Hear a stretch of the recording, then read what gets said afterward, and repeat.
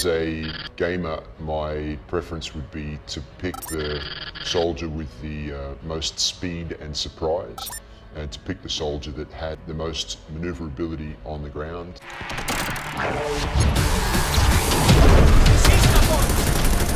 I wouldn't pick a country per se, I'd just pick someone with the most appropriate equipment. If I'm going to go into an urban environment, I'm not going to take a 50 caliber sniper rifle. I don't need a Barrett in that situation because I'm not going to be reaching out and touching people at 2Ks. I want something that's a little bit lighter, a little bit easier to move, maybe like an H&K 417, something like that, something suppressed maybe.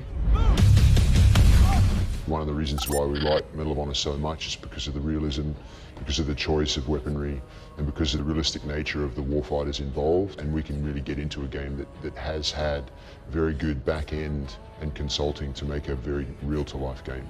The video games these days, especially Medal of Honor, is great because it is so realistic in the warfighting role. What you don't see is those sort of, I guess, off-camera moments, like the non-warfighting. I mean, war is 95% boredom and 5% uncontrollable action. We're also really difficult to play video games and watch action films with because we sit there and pick it apart.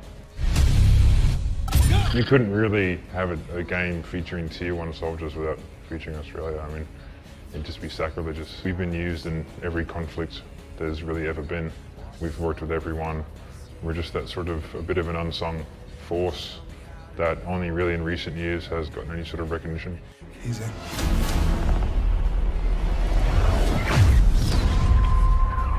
World's going right before our eyes. Back up! Back up!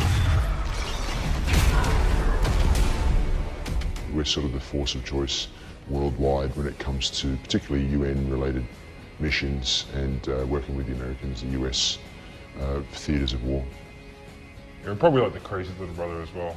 We go out with a lot less kit, do similar sort of jobs, and just sort of, I guess, put ourselves in situations that a lot of other countries wouldn't. It also makes us very tenacious warfighters, knowing that we have to rely on ourselves. If you back anyone into a corner and they don't have anywhere else to run or any other options, it's going to make them a hell of a lot more tenacious on the ground. And Australians have always had that. Probably aligned with the American and Canadian forces the most. We're in similar theatres of warfare. We've got similar styles of warfare as well that meld in quite well together. Our strengths play to their weaknesses and vice versa. Like from helicopter support, they got a lot of gear and they got very experienced pilots and they're willing to crash if you need to. Whereas some of the countries who don't have the amount of birds in the air are very asset conscious, so they might not take as many risks when risks need to be taken. Having access to all the equipment and ranges that they have OS is pretty cool because they do have a lot of really cool kit to play with, and they're very good warfighters in their own right.